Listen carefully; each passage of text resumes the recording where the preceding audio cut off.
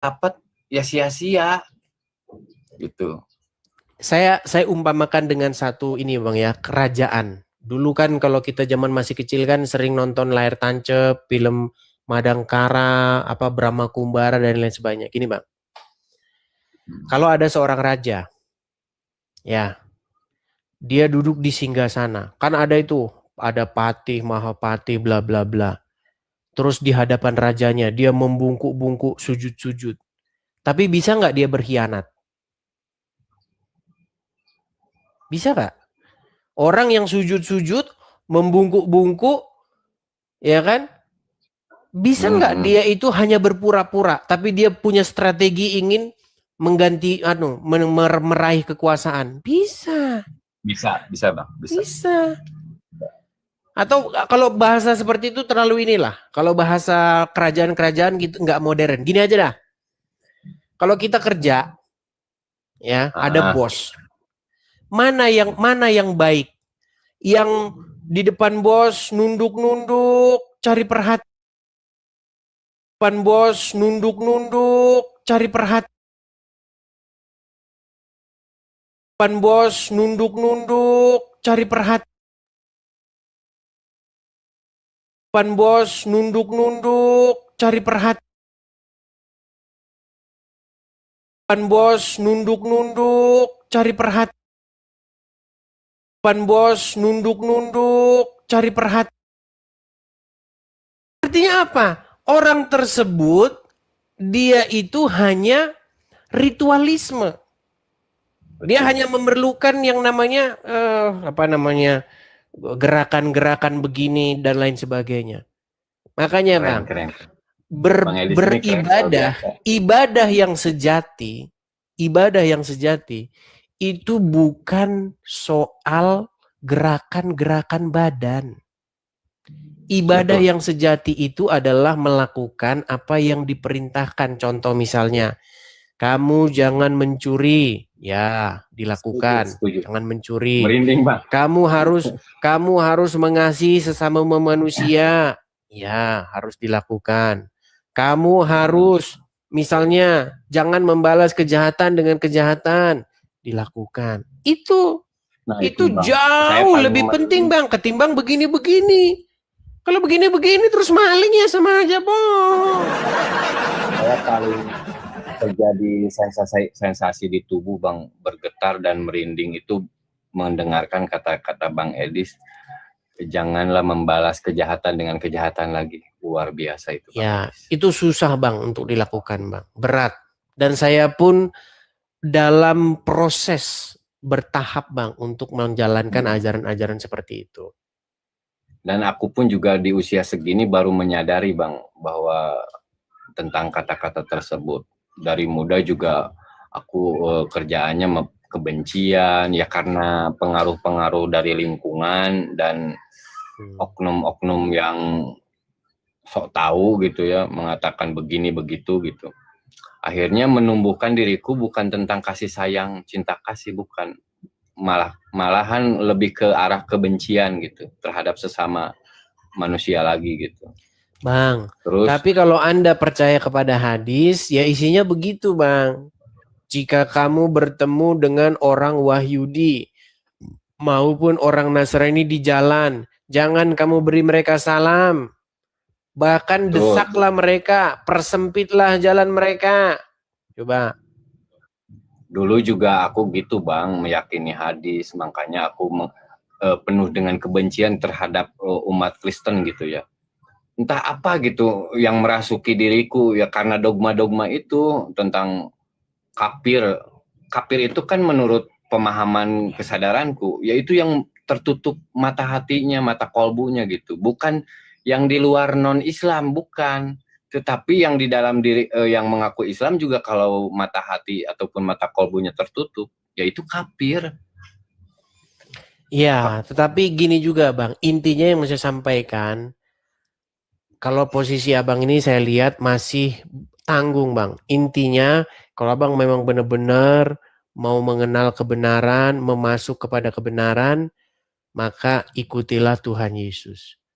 Anda harus menerima Yesus sebagai Tuhan dan Juru Selamat Anda. Seperti Merinding Bang, tapi maaf ya Bang, tapi maaf kata kepada saudara-saudara seiman dengan saya Muslim gitu ya. Tapi ini bilang kejujuran aja Bang, aku juga mengalami keyesusan itu sendiri. ya harus seperti itu Tanpa Bang. Cuman Abang belum dibaptis. Jadi nanti Abang dibaptis menerima Yesus sebagai Tuhan dan Juru Selamat. Ganti Tuhan Bang. Kalau sekarang Tuhan Anda masih Muhammad dan Allah, besok gantilah Tuhan Anda menjadi Tuhan Yesus begitu. Karena tapi saya aku nggak masih menuhankan melihat Muhammad Bang. bagaimana? Aku nggak menuhankan Muhammad. Nah, ini lagi dia yang susah ini kan. Balik-balik lagi ke sini. Yang kutuhankan itu adalah Allah ataupun Bapa gitu. Nah, ini Bang, ini menarik nih. Kalau Anda mau menjadikan Bapa di surga sebagai Tuhan, artinya perintah-perintah Dia yang Anda dengar. Dia yang memerintah di dalam hidup Anda. Tetapi yang saya lihat sekarang yang memerintah itu masih Allah, dan Allah dengan Bapa di surga itu nggak sama Bang. Bahkan Allah Ya, itu emang dikatakan bahwa Allah itu maha suci Allah dari punya anak. Ini kan susah. Makanya dia nggak bisa dipanggil Bapak. Coba Bang, selama Anda jadi orang Islam, pernah nggak Anda dengar Allah itu dipanggil sebagai Bapak? Ya nggak pernah sih kalau tetapi kan aku membacanya esensi makna gitu Bang Edis. Mau Bapa ke, mau namanya Wahweh ke, mau Allah ke, semuanya kita itu anak-anak semesta itu sendiri, anak-anak Allah itu sendiri gitu bahasa. Kan Ya, ada perkataan ini anak Bang. itu begini loh Bang, anak itu kan bukan berarti biologis. Contoh ya Bang ya, contoh. Iya, paham. Kita anak-anak Indonesia, setuju? Setuju. Nah, apakah Indonesia punya istri? Tidak. Iya. Kenapa Ya, kok kita disebut anak-anak Indonesia? Karena kita ini produk dan hasil daripada bumi Indonesia. Setuju? Iya. setuju. Nah, Ini Ucup juga, Ucup sama siapa? Lipa juga sebenarnya pemikirannya keburu ke dogma sebelum memahami makna Tuhan betul. Yesus itu, Allah itu bukan beranak seperti manusia, bukan. Nah, iya, cuman kan banyak saudara Anda berpikir seperti itu. Contoh misalnya Habib Rizik. Contoh, Habib Rizik itu pernah Apalagi dalam ceramahnya, kalau Tuhan punya anak, bidannya siapa? Katanya. Makanya saya bilang, orang ini memang gini Bang, saya mau bilang begini. Kenapa ada orang kok segendeng ini gitu loh. Jadi otaknya gimana ya? Nggak mau berkembang gimana lah? Cobalah sadari gitu. Kita itu jangan banyak terjebak di simbol. Jadi yang mau saya maksudkan begini. Yang dimaksud anak itu adalah hubungan. Maksudnya itu sebuah relasi. Kalau kita disebut anak Indonesia, artinya kita punya relasi ini. Kita punya hubungan spesial dengan Indonesia. Begitu loh. Nah, seperti itu kita juga disebut sebagai anak-anak Allah, anak-anak Tuhan. Begitu. Abang di keyakinanku gini kan ya, guru ngajiku kan pernah ada yang mengatakan seperti ini, bahwa kita itu bahkan nyawa kita itu sendiri bukan milik kita, betul? Ya. Terus diri kita juga tidak mengakui bahwa diri ini milik kita, melainkan milik Allah itu sendiri ataupun Bapa itu sendiri gitu ya. Nah, ini yang masih di sini kita berdebatnya, Bang. Jangan berkata milik Allah. Karena nanti Allah ini, siapa Allah ini begitu loh. Karena kalau kita punya telusur, Bang, Allah ini adalah sesembahannya orang-orang Quraisy. Ya betul sih, kalau Allah disembah-sembah ya musyrik lah Bang.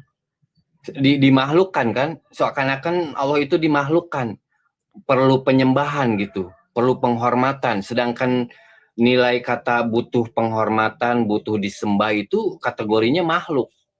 Betul, cuman yang saya maksud begini Bang, dari segi bahasanya tidak ada satu kaum di muka bumi ini yang menyebut kata Allah selain suku Quraisy. Contoh, saya gini biar Anda maksud. Kalau dari logat-logat abang ngomong kayaknya abang orang Sunda, betul? Betul. Oke. Orang Sunda. Ada nggak bahasa asli, bahasa Sunda asli ya? Jangan bilang Sunda yang serap-serapan. Sunda asli ada nggak kata Allah? Nggak ada. Nggak ada. Kata Allah itu bahasa dan ngambil dari bahasa Arab. Bahasa Arab. Iya. Orang bahasa Terus Cina, bahasa Mandarin asli bang. Ada nggak kata Allah? Nggak ada. Bahasa Inggris ada nggak kata Allah? Nggak ada. Di muka bumi ini yang punya kosakata Allah untuk menyebut sesembahan itu hanyalah orang Quraisy. Makanya Allah itu adalah Tuhannya orang Quraisy. Lalu kata Muhammad, menurut Muhammad versi umat Islam ya, kata Muhammad, Allah inilah katanya Tuhannya nabi-nabi terdahulu.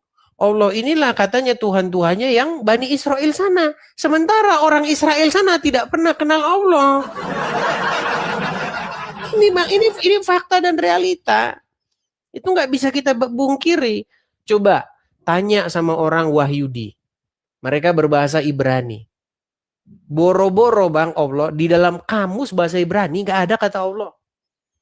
Oh nggak ada bang? Nggak ada. Begitu bang. Tapi iya di Sunda juga sebenarnya dulu orang tuaku menyebutnya kepada Tuhan itu ya bilangnya Gusti Pangeran bang. Ya Gusti Pangeran betul. Cuman setelah masuknya Islam berganti, masuklah kosakata Allah itu ke dalam bahasa Sunda. Aslinya nggak ada. Abang berarti mengetahui ya sejarah awalnya Islam masuk ke Nusantara itu ke Indonesia. Tahu kan? Ya kalau kita belajar pertama kali sejarah Indonesia itu ada yang mengatakan Islam masuk pertama kali itu lewat kerajaan di Samudra Pasai di Aceh, ya kan? Kerajaan Islam, terus ke tanah Jawa itu lewat Demak, masuk kerajaan Demak.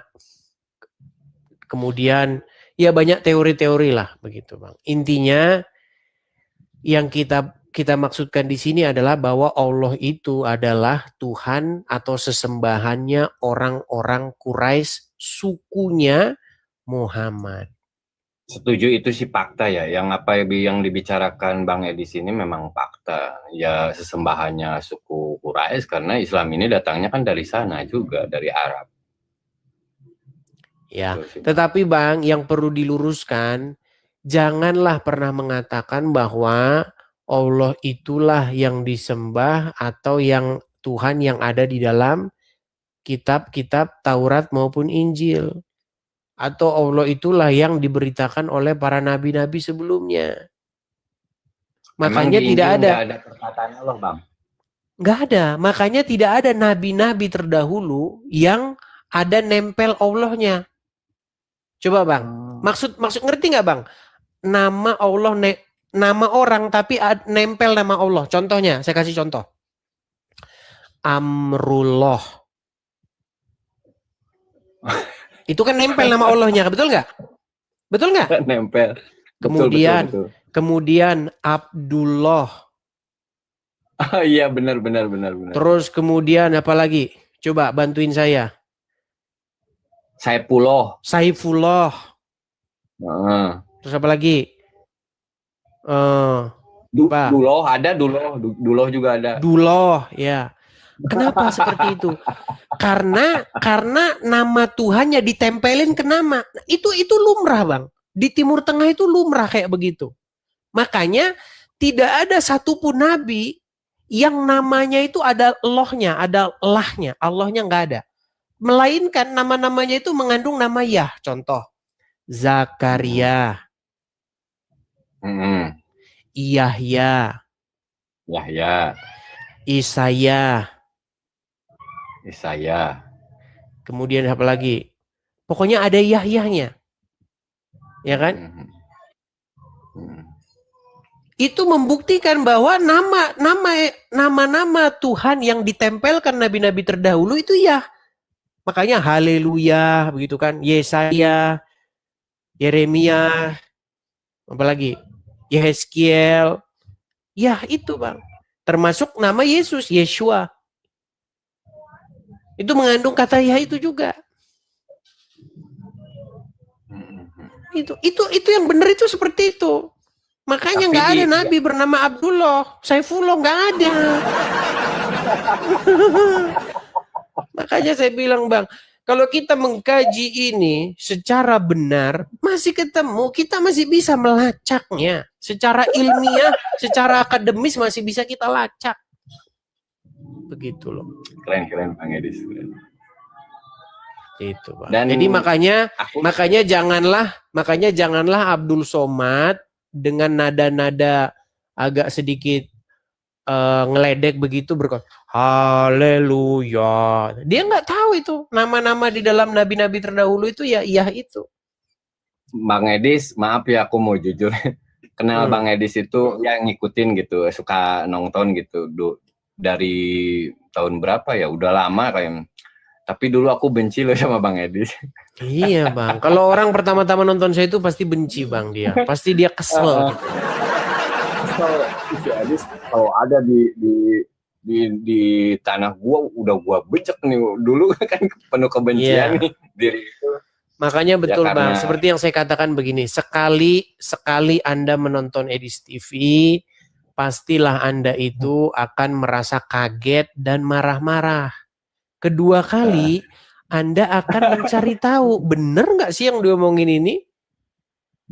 Sampai aku cek di YouTube gitu kan, masa lalu Edis ini apa sih seperti. Terus pernah ada yang ngebongkar Bang Edis pernah katanya dituding pernah jadi Islam gitu kan. Terus sampai akhirnya saya telusuri, saya amati, tapi Bang Edis ini secara hati nuraninya memang bagus. Menurut saya tidak melontarkan kebencian seperti teman-teman kita yang lainnya, apologet lainnya gitu.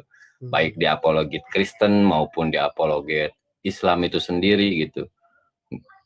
Kayaknya Bang Edis ini santai-santai aja gitu, orangnya tenang gitu. Secara energi gitu ya Bang ya. Ya, pokoknya seperti itu Bang yang saya bilang Bang. Sekali Anda nonton, pasti Anda kaget, Anda marah.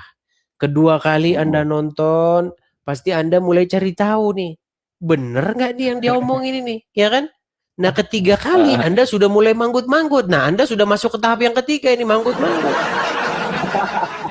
Nah hati-hati yang keempat besok. Maaf ya Bang, dulu pernah benci gitu secara hati gitu, secara tidak pikiran ya, pokoknya full benci gitu kepada abang ini. Ya, aku dulu segala sesuatu itu bertahap Bang. Dahulu juga seperti itu. Apa yang terjadi terhadap Rasul Paulus juga seperti itu. Pertama, dia adalah seorang pembenci. Tapi yang kedua, yang akhirnya dia menjadi seorang yang maju bersama-sama begitu dalam pemberitaan kebenaran tersebut. Begitu. Oke lah Bang, kita kasih kesempatan dulu ya kepada yang lain ya Bang ya. Terima kasih Abah Jack. Selamat pagi. Sehat selalu Bang. Sama-sama Bang, sehat selalu. Ya, silakan teman-teman yang lain ya. Mari kita diskusi dengan baik, silakan. Selama ini kalau Anda merasa bahwa apa yang saya katakan itu tidak benar, bahwa menurut Anda saya keliru, boleh silakan kita diskusikan. Cuman dalam diskusi itu yang perlu Anda ingat prinsipnya itu kita diskusi ini bukan mau saling caci maki memaki. Tetapi kita membuktikan gitu loh. Apakah Anda yang benar atau saya yang salah seperti itu. Oke, kita kasih naik ada sebentar ya. Kasih naik ada Moms Rahel.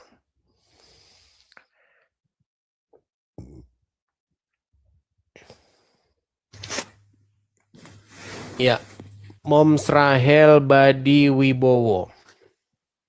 Salam Bang Edis. Shalom Moms Rahel, silakan nyalakan kamera dulu. Oh iya.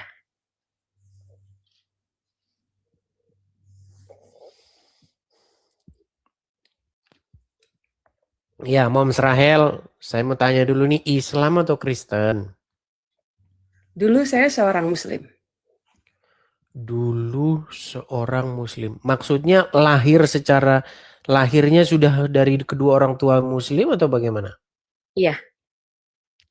Selama berapa Saya tahun nih, keduanya Moms? Muslim, orang tua pemimpin agama, punya pesantren. Oke. Berapa tahun Anda menjadi seorang Muslimah? Cukup lama saya mengenal Tuhan. Bukan, berapa tahun Anda menjadi seorang Muslimah itu? Saya dari kecil Bang Edis, dari lahir. Iya, sampai umur berapa tahun? Sekitar umur 30 tahun, 35 tahun lah. Sampai 35 tahun. Oke, begini, Moms Rahel. Karena kita ini di sini tidak boleh asal-asal pengakuan ya.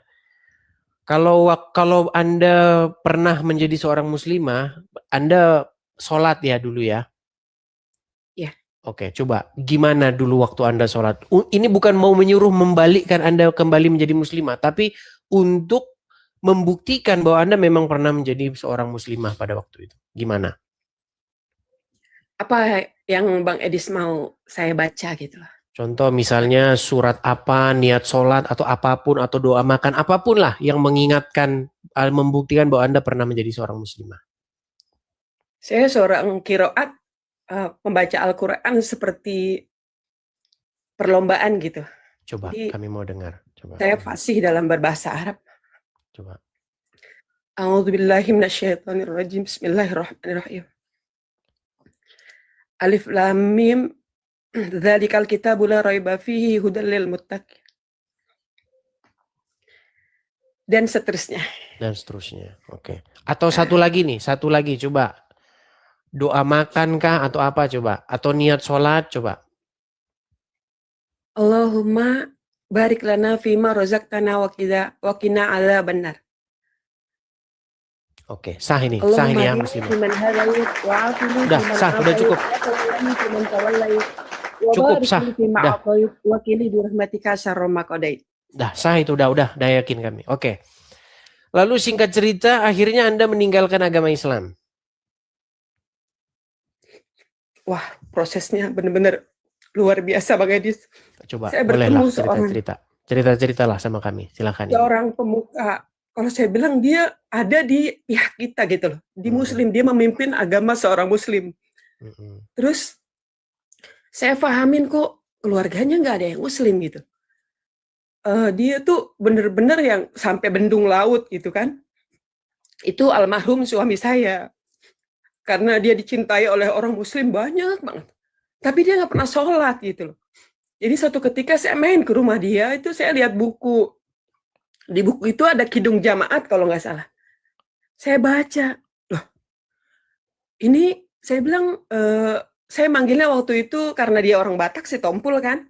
Saya bilang, Opung, ini apa ya? Saya bilang, karena dia dihormatin orang, saya panggil lah dia Opung. Ini ajaran Kristen, saya bilang gitu. Iya, kamu nggak boleh baca karena kamu nanti melihat terang. Dia bilang bahasa dia gitu. Oh, saya baca, hati saya mendidih, saya gemetar gitu. Kok di sini nggak ada ya yang dibilang di versi saya menyesatkan kan gitu kan? Di sini seperti aku bilang pada waktu itu Bang Edis, di sini kok seperti sejarah gitu loh. Sejarah awal dunia ini kan gitu kan. Saya langsung panas, darah saya langsung mendidih gitu loh. Akhirnya saya tutup dulu. Saya berdoa versi saya pada waktu itu, Tuhan, ya Allah berikanlah saya petunjuk jalan gitu. Tapi memang orang ini figur yang memang selama saya hidup di dunia ini belum pernah orang berbuat seperti apa yang difirmankan Tuhan. Pada waktu saya belum ada di dalam Alkitab ya. Mesti membaca gitu Bang Edis. Singkat cerita, saya dia seorang guru spiritual lah bagi keluarga kami yang Muslim semua. Guru spiritual yang memang dia menuntun kami gitu, orang-orang yang Muslim ini tersesat gitu kan. Jadi saya punya ulama itu kiai pemuka agama ada di Banten. Muridnya aja pada bisa terbang Bang Edis. Sampai hari ini tuh muridnya ada masih. Dia itu bisa berubah jadi singa. Sebentar. Terbang gimana maksudnya nih? Gitu loh. Kenapa? Ya? Terbang bagaimana maksudnya? Jadi dia itu muridnya itu kayak secara dikelihatan sama kita dia terbang gitu loh. Jadi bisa apa namanya tuh? Bisa ngangkat, termasuk papa saya muridnya. Kalau ngangkat mobil itu kayak pakai jari telunjuk satu gitu loh Bang Edis, almarhum papa saya itu. Itu muridnya dia gitu. Kami bilang sama dia pada di waktu Muslim seorang ulama lah ya di Banten gitu. Sebentar. Itu Anda tahu dari mana itu kok? Sebentar. Saya agak maksudnya gimana maksudnya? Jadi kalau papa saya itu karena dia gurunya itu muridnya aja papa saya kan. Dia kalau ngangkat contohnya mobil, dia bisa pakai kekuatan iblis dia menurut aku itu dia pakai kelingking atau pakai satu jari Bang Edis. Yang melihat itu siapa? Yang melihat kita semua keluarganya. Ini sangat mencurigakan nih kita. Ya udah, tapi teruslah dulu cerita coba gimana? Ya, coba.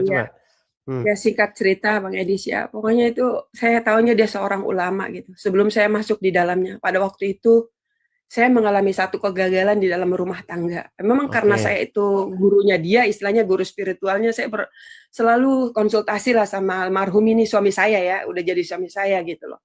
Dia tetap saya tidak boleh ada perpisahan, tidak boleh ada perceraian gitu kan. Ya, tapi karena kan bukan saya yang mau kan gitu kan, saya bilang. Kalau seandainya dia berpikir bahwa kalau kita berbuat baik itu bagi dia, kalau orang muslim itu kita benar-benar harus tunduk di kaki dia gitu kan.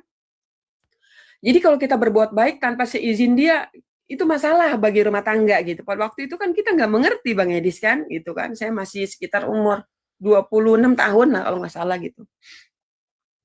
Udah tuh Bang Edis ya, pokoknya kita hancur lah rumah tangga gitu. Nah kita berteman dulu, ya pokoknya saya mengagumi dia sebagai seorang yang memang belum pernah saya bertemu orang baik seperti dia gitu loh. Nah singkat cerita, dia melamar lah sama orang tua saya gitu kan, dalam keadaan saya yang benar-benar hancur gitu kan. Itu lama sih prosesnya, sekitar berapa tahun lah baru gitu. Dia ngomong sama saya, kamu mau nggak jadi istri saya? Kebetulan orang tuanya sakit, saya nengokin. Nah orang tuanya itulah yang melamar saya sebenarnya, bukan suami saya itu yang stompul gitu loh. Akhirnya ya, saya bilang kalau Bang Edis pernah nanti ke Banten, nama dia sampai sekarang masih harum Bang Edis, suami saya itu masih walaupun udah nggak ada gitu loh.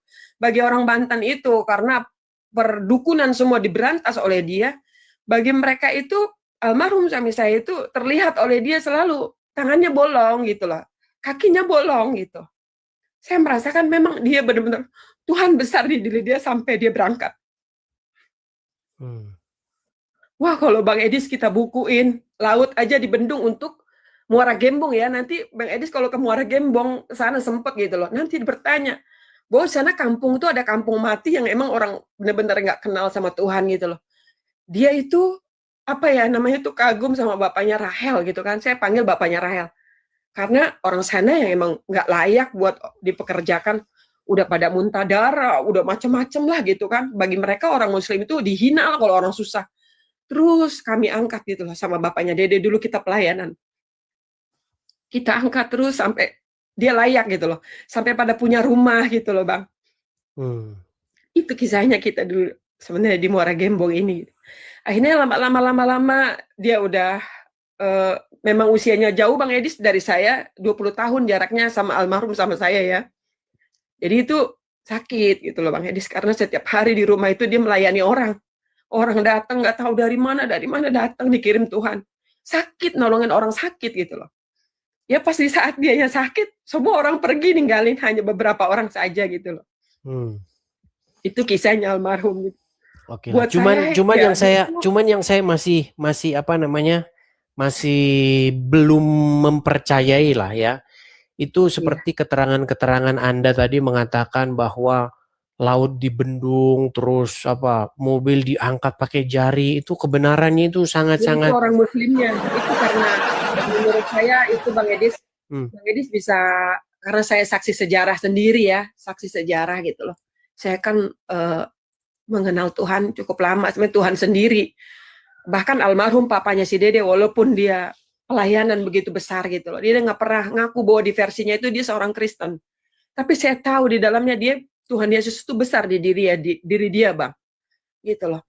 lemah lembut gitu. Jadi Oke, Muara Gembong itu tapi begini ya, tambah laut, mengenai hal-hal yang magic atau apa, seumur hidup saya, jadi gini, seumur hidup saya melihat atraksi-atraksi magic seperti itu waktu zaman saya masih kecil. Pada waktu itu, teman saya itu, bukan teman saya, di atas saya sih, kakak kelas saya, dia sunatan.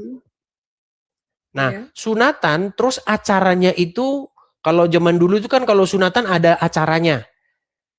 Iya. Ada jaran kepang, kemudian ada apa janger atau apa itu. Terus saya masih ingat ini, acaranya ini pada waktu itu adalah Debus Banten. Iya. Nah, itu memang saya lihat sendiri di depan mata kepala saya, memang masih kecil saya itu. Bagaimana mereka ada besi begitu ya, di sana besi, di sini besi. Dia buka baju begitu. Nah, buka baju begitu terus dua orang maju supaya besi itu di tengah begitu kan. Nah, besi itu sampai bengkok dia. Memang nggak tembus ke perutnya. Cuman saya pikir-pikir itu suatu saat itu dibongkar sama pesulap merah kan. Gini. Apakah itu magic atau itu adalah sebuah latihan tertentu supaya membuat badannya itu kuat dan besi itu tidak menembus perutnya. Terus kedua, mereka makan apa? Seperti areng begitu kan, bara api begitu. Kemudian mukul di kepala gitu, mukulin apa? Kayak kalau zaman dulu apa kalau bahasa ininya? Usuk, tahu usuk nggak? Kayu beroti itu loh. Nah, itu dipukulkan ke kepalanya tuh sampai kayunya itu patah. Itu kalau kepala orang betulan itu kepala gagal otak itu. tapi ada yang saya lihat juga berdarah, ada juga yang saya lihat berdarah begitu. Nah, yang saya masih pertanyakan itu sampai sekarang, saya kalau soal hal-hal begini saya selalu nonton Pesulap Merah karena dia suka bongkar-bongkar yang begitu. Saya masih mempertanyakan apakah ini menggunakan kekuatan magis atau intrik atau memang sulap-sulap yang logis begitu. Terus yang kedua, masalah jaran kepang. Tahu jaran kepang? Jaranan tahu jaranan? Cuman zaman sekarang saya udah nggak pernah lihat itu lagi. Kalau zaman dulu saya masih kecil iya. Kuda lumping gitu kan? Kuda lumping begitu. Nah, jadi mereka itu dalam melakukan ritual-ritual tertentu, jampi-jampi ada minyak-minyaknya itu serimpi segala macam itu kan. Kemudian ada pakai topeng-topeng itu, topeng kayu, tapi dia bentuknya itu mulut apa begitu, mulut sama Karena saya kan masa kecil saya di Lampung. Lampung itu memang banyak suku-suku transmigran yang masuk ke sana.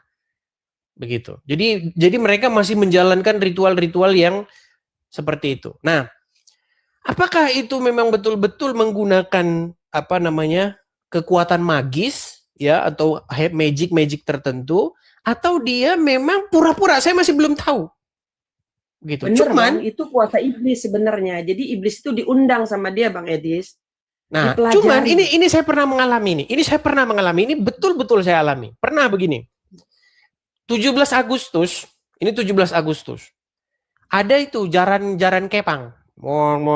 Begini kan, pakai kan lama-lama kerasukan itu orang. Wah, kerasukan itu sampai dia lari-lari, semua ditabrakin sama dia itu. Saya pernah ketabrak. Waktu saya ketabrak, saya pusing. Tapi saya nggak kesurupan. Tapi saya pusing-pusing mual begitu. Ketabraknya bukan ketabrak seperti orang ketabrak motor. Kalau orang ketabrak motor kan sakit. Ini kayak kesenggol begitu. Memang saya pernah kesenggol. Waktu saya kesenggol, saya rada-rada mual pening gimana. Tapi saya nggak sampai kerasukan. Tapi ada orang yang ketika ditabrak begitu dia kerasukan. Nah, apakah ini settingan atau apa? Itu masih menjadi misteri dalam pencarian saya ini. Kadang-kadang saya suka meneliti hal-hal seperti itu. Apakah ini menggunakan hal-hal magic atau hanya pura-pura begitu? Kita belum tahu begitu. Bener. Masih dalam kajian saya. Terkenal lah ya. Banten itu terkenal. Sebelum almarhum itu turun ke Banten, Sukabumi semua, itu Bang, perdukunan itu seperti warung, Bang. Jadi ini jarak berapa meter udah ada lagi gitu. Itu ceritanya. Jadi almarhum itu dulu memberantaslah perdukunan ini. Gara-garanya waktu itu berebut Lipo, Bang. Lipo Karawaci Tangerang. Jadi di Pokaroji Tangerang itu tanahnya dimiliki oleh Haji Muslih. Sebelum dipegang sama kuasa hukumnya sama almarhum suami saya, itu semua orang kalau survei tanah aja di sana mati bang di tempat bang. Beneran ini serius. Nah setelah kuasa hukumnya dipegang sama almarhum baru, nah lawannya almarhum dulu Hillary Clinton bang. Tuh. Asal abang tahu. Saya jadi ya pokoknya tapi saya belum tahu persis lah kebenarannya. Saya juga nggak berani mengatakan itu benar atau apa. Yang intinya untuk hal-hal seperti itu, memang saya sampai sekarang itu masih melakukan kajian-kajian. Kadang-kadang kalau saya iseng-iseng, saya tonton begitu. Apakah benar itu adalah memanggil arwah, kemudian arwah itu dimasukin ke badan seseorang sehingga dia mengalami eksorisme gitu, melalui apa namanya manifestasi gitu, seperti itu. Belum tahu juga itu, karena ini juga sesuatu hal yang masih saya kaji seperti itu. Sebenarnya dunia roh yang sesungguhnya itu seperti apa gitu, karena saya banyak melihat tuh orang tuh pura-pura gitu. Contoh misalnya ketika ada orang, saya nonton videonya sendiri nih, dibaptis. Nah, ketika dia dibaptis, wah dia aku adalah ini, orang bohong apa gimana? Itu masih dalam penelitian saya begitu. Karena saya pengen tahu betul yang dimaksud dengan dunia roh itu yang sebenarnya originalnya itu seperti apa. Begitu. Karena kalau kita baca di dalam Injil, memang ada orang-orang yang kerasukan setan. Contohnya orang gila di Geraza. Ketika Tuhan Yesus berjumpa dengan orang gila di Geraza, itu kan apa-apa ditabrakin itu kan, dirantai apapun putus. Begitu kan? Nah, seperti apa manifestasinya ketika itu? Nah, saya pengen tahu persis yang sekarang itu masih terjadi sampai sekarang itu seperti apa. Karena saya banyak melihat saya nggak mau sebut namanya lah, tapi saya masih meragukan begitu. Ya, ada yang dia bercerita begini segala macam, saya masih meragukan. Saya kasih satu aja namanya, contoh namanya langsung. Ada seorang yang dulu dia itu mantan dukun atau segala macam, namanya itu Ki Gendeng Pamungkas. Nah, terus dia sekarang namanya pendeta siapa, Daud gimana gitu. Cuman kalau saya perhatikan video-videonya, terus terang saja saya pribadi, saya belum yakin dengan omongannya. Benar. Saya belum yakin. Soalnya kalau memang benar aslinya dari sana bang, kalau menurut saya bang Edis ya, nggak tergetar hati kita sebenarnya. Tapi kalau sama-sama hidup Tuhan di dalam diri kita, contohnya di bang Edis sama saya, itu kita darah kita sebenarnya ngomong bang, Roh Kudus di dalam diri kita ngomong. Yang saya tahu ya, kayak bahasa roh. Contohnya bahasa roh, saya juga masih belajar ya bang ya di Kristen gitu loh. Saya rasa kalau bahasa roh itu sebenarnya Tuhan sendiri yang mempelajari saya. Kalau saya tahu. Itu saya tidak menyangkal begini Moms Rahel, begini. Saya itu tidak pernah menyangkal dunia roh, dunia seperti itu. Karena Alkitab kita bercerita tentang itu, begitu loh. Cuman yang betul-betul yang real, yang bukan mengada-ngada, yang bukan settingan, itu yang seperti apa? Itu yang saya cari sampai sekarang, begitu. Iya benar. Kalau orang betul-betul dia kerasukan, biasanya dia itu akan membawa pesan-pesan. Ada yang cerita sama saya, tapi saya nggak lihat langsung. Jadi ada seseorang. Nah, seseorang ini dirasukin setan. Nah, waktu dia dirasukin setan, itu suaranya itu ganti. Suaranya berubah. Persis seperti setan yang rasukin itu. Nah, cuman saya belum pernah lihat langsung, tapi dia ceritanya begitu. Jadi ada seseorang namanya perempuan ya, seorang ini perempuan, dia kerasukan. Waktu dia kerasukan itu, contohnya kerasukan kalau orang Batak itu namburunya misalnya begitu. Nah, suaranya itu berubah jadi suaranya sang arwah itu. Dia kalau ngomong sehari-hari nggak begitu suaranya. Nah, cuman saya belum lihat langsung begitu. Cuman ceritanya begitu. Nah, apakah itu yang dimaksud dengan kerasukan atau seperti apa? Nah, itu masih dalam pengkajian saya. Pembelajaran ya Bang. Kita masih terus dalam menggali. kajian saya seperti itu. Benar Bang Edis. Ya kalau saya sih ajaib Tuhan itu sama saya Bang. Istilahnya menemui saya gitu ya. Dari yang memang saya cuman bilang gini sama almarhum dulu. Saya sakit tuh Bang ceritanya. Saya bilang gini, udah jadi suami sih ya. Terus saya bilang, "Pah, coba dong saya mau beliin Alkitab." Saya bilang gitu sama dia. Terus dia bilang apa? jangan Mi, nanti kamu katanya, kalau kamu mengatakan kebenaran, dunia ini akan musuhin kamu, semuanya kamu akan ditinggalkan orang tua kamu, saudara kamu, semua yang ada di firman itu sudah terjadi sama saya Bang, sudah terjadi. Akhirnya pas giliran papanya Dede nggak ada tuh, berangkat ya Bang, semua keluarga bersatu gitu loh untuk supaya saya kembali ke keyakinan yang lama. Saya bilang, saya jawab gini Bang, saya bertemu Tuhan, saya di jalan yang terang bukan karena suami saya, tapi saya melihat figur Tuhan Yesus ada di dalam diri dia. Dialah yang menjalankan firman Tuhan. Saya bilang gitu. Orang yang benar-benar pakai tubuhnya itu, firman Tuhan itu benar-benar melekat di dalam tubuh dia. Saya bilang.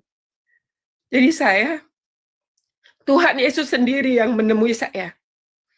Dia datang kepada saya pada waktu itu, ceritanya Bang, saya sakit. Entah saya sakitnya itu apa, saya nggak ngerti. Cuman saya untuk ke kamar mandi aja, saya merangkak Bang. Saya panggil Tuhan Yesus tolong saya. Terus saya nggak berhenti antara tidur dan enggak. Turunlah Tuhan Yesus dari foto ini Bang. Turun dia langsung menemui saya. Dia bilang apa sama saya? Bangun kamu, saya udah di kubangan Bang, kubangan kuburan. Saya pegangan tiang-tiangnya aja udah nggak bisa Bang. Terus dia pakai kain apa Bang, saya nggak ngerti. Pokoknya dia pakai gitu. Dia ulurkan tangannya, kamu bangun. Dia bilang, pegang tangan saya bangun Bang, jalan. Itu pertama kali saya berjumpa dengan Tuhan. Terus keduanya Bang, saya berjumpa kembali. Waktu itu kalau nggak salah ulang tahun saya. Waktu itu juga saya dalam penderitaan karena papanya Dede kan udah berangkat kan. Saya ada pergumulan yang memang kayaknya sedih banget gitu loh. Kayaknya saya nggak mampu untuk bisa ngelewatin perasaan saya gitu kan. Akhirnya Tuhan Yesus datang ke saya. Sama keluar dari sini, antara tidur dan enggak Bang. Terus dia ngomong sama saya, kita ada di atas langit Bang Edis. Dia pangku, saya ada di paha kanan Tuhan Yesus sendiri. Pipinya dia sama pipi saya Bang sebelah kanan itu bersatu. Orang banyak banget manggilin dia Bang. Dia bilang gini, tuh Tuhan gitu Bang di langit. Kayak terbang-terbang gitu. Tuhan, dia bilang dia manggil saya. Dia bilang, Tuhan Yesus bilang ke saya, lihatlah itu manusia itu banyak memanggil saya. Tapi kata dia telinganya gini, saya tidak mendengar dia. Doa kamulah yang saya dengar. Itu Tuhan Yesus ngomong sama saya Bang. Terakhir ketemu ketiga kalinya saya peluk. Saya ada di belakang pinggang dia Bang. Nah, yang pas aku di atas langit itu Bang, saya di paha kanannya, di kaki kiri ada 2 orang. Dan itu orang Muslim, dia setia banget sampai hari ini Bang. Apapun, walaupun dia sudah jelas bahwa saya ini kayak gini, dia nggak pernah meninggalkan saya sampai hari ini gitu loh. Banyak juga penderitaan dia gitu loh. Jadi dia ada di kaki Tuhan berdua itu. Namanya itu Pak Nakrim dan Pak Yusuf gitu loh. Dia orang PSI, partai PSI. Terus dia bilang, kalau memang ibu ini yang dijawab doanya, saya ikut ibu ini. Dia bilang, Tuhan ngomong gitu Bang. Tapi itulah yang hidup sebenarnya sampai hari ini. Jadi itulah yang, apa yang dia katakan itu semuanya nyata gitu, terbukti. Itu Tuhan Yesus. Baiklah. Jadi aku tuh Bang, kalau ngomongin Tuhan ya bagaimana menuntun saya sampai hari ini. Air mata saya nggak pernah berhenti. Karena Tuhan benar-benar ajaib gitu. Tuhan itu benar-benar mengasihi saya. Sampai hari ini dia menopang saya gitu loh Bang. Dengan segala kekurangan saya, dengan segala kebodohan saya mungkin gitu loh. Kalau Bang Edi sih saya salut. Bang Edi sekolah ya kan. Enggak, saya bilang saya sekolah. Enggak. Iya. Saya nggak pernah sekolah, nggak pernah ke sekolah teologian. Saya belajar otodidak saja. Cuman pengalaman saya itu menuntun saya memang mencari hal-hal yang betul-betul orisinil begitu. Karena saya memang mendapati ada terlalu banyak versi dan saya dapati juga hal-hal yang memang dikarang-karang seperti itu. Itulah yang membuat saya sekarang itu berpikir memang betul-betul saya pegang ujilah segala roh begitu. Jadi kalau ada cerita-cerita tentang penglihatan seperti itu, memang saya harus mengkajinya secara detail seperti itu. Jadi kita tuh sebenarnya hidup Bang, kalau saya sendiri versinya gitu. Saya nggak pernah, kalau kita bilang, tetap yang kita pegang itu Tuhan sendiri gitu loh. Jadi kalau umpamanya ada orang sering kan kita bertemu sama teman, bahwa dia itu begini-gini, bahwa apa gitu. Saya bilang selalu gini, saya nggak tolak dia. Saya selalu bilang gini, Tuhan yang akan berbicara sama saya, Bapak yang akan ngomong sama saya. Saya nggak perlu bahwa ini salah, firman itu di sini tertulis salah gitu loh. Bahwa ini sudah diubah, tidak. Dia sampai hari ini menuntun saya. Saya mendengar suaranya, Bang. Saya menjumpai dia. Jadi saya tidak mau terpengaruh oleh siapapun.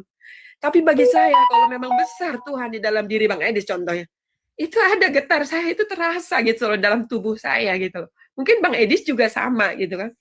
Jadi saya tuh, mungkin mata saya mungkin bisa buta lah ya, nggak melihat. Tapi hati saya bersama Tuhan, saya melihat satu persatu manusia di muka bumi ini gitu loh. Itu Tuhan berikan sama saya, Bang, hikmat itu. Akhirnya saya berpikir, padahal saya sebenarnya secara bagaimana saya dulu gitu kan, saya nggak, kalau orang Jawa bilang, nggak seumpama mungkin ya, Bang. Nggak sepadan lah gitu loh. Siapa saya gitu loh. Tapi karena begitu Tuhan mengasihi saya juga mengasihi Tuhan dengan segala kekurangan saya. Tapi itu aja. kejadiannya sudah berapa tahun yang silam itu, Bu?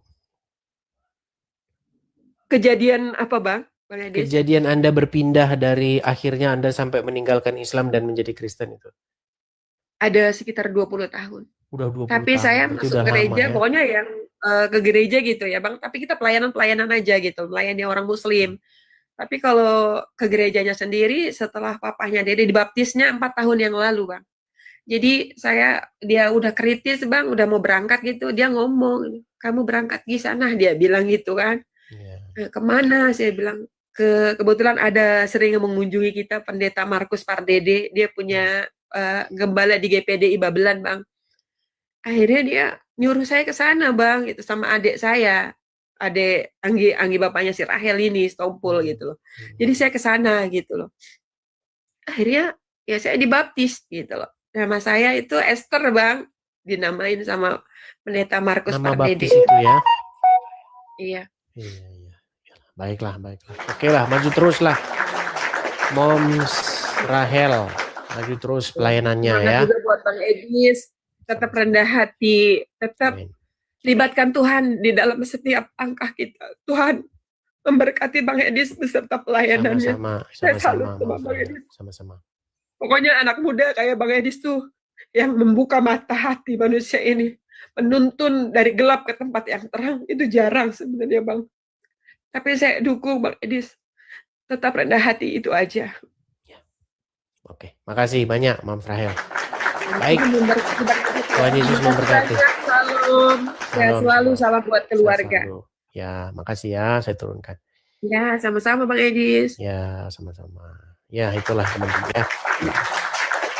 Tapi teman-teman memang kita tetap harus meneliti ya. Meneliti, jangan misalnya kita langsung mempercayai bulat-bulat. Kita harus betul-betul meneliti. Saya begini teman-teman ya. Saya tidak menyangkal sama sekali dengan dunia roh, dunia magis seperti itu. Karena memang itu yang ada tertulis dalam Alkitab. Seperti itu. Cuman kita betul-betul harus meneliti yang orisinilnya seperti itu. Karena kita tidak mengingkari ya bahwa ada banyak sekarang itu hal-hal yang seperti itu yang seperti yang saya ceritakan tadi ya. Teman-teman bisa nonton. Pokoknya tonton saja video ulangnya di sini ya teman-teman, ya kan kita rekam. Seperti itu. Baik, kita lanjutkan. Yang berikutnya ada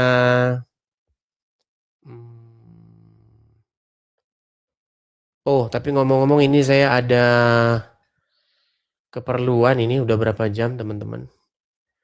Teman-teman kayaknya hari ini kita stop dulu ya teman-teman ya. Karena saya ada keperluan, saya lupa. Mudah-mudahan kita lanjutkan kembali nanti malam ya teman-teman ya. Begitu teman-teman. Yang menonton ulang tinggal klik saja profil saya. Di profil saya itu ada YouTube, nanti boleh tonton kembali gitu. Oke ya, kita rehat dulu ya teman-teman ya, karena saya ada kegiatan yang harus saya lakukan ini. Oke? Baik. Oke, baik. Terima kasih. Oke, saya rasa itu saja siaran untuk kali ini teman-teman. Jangan lupa teman-teman support selalu ya teman-teman ya, tap-tap layar, bagikan siaran ini, Bagi teman-teman juga yang mau mensupport saya, teman-teman bisa klik profil dan beranda saya, teman-teman ada di bio. Silakan teman-teman mampir ke beranda. Jangan lupa teman-teman untuk follow akun ini, karena bisa jadi kalau Anda nanti tidak memfollow akun ini, Anda nanti kesulitan mencari akun Edis TV yang ori. Karena ada banyak sekali akun-akun palsu yang namanya itu Edis TV juga, tapi akun bodong. Pastikan Anda memfollow yang aslinya. Oke? Saya rasa itu saja teman-teman. Sampai ketemu lagi. Tuhan Yesus kiranya memberkati.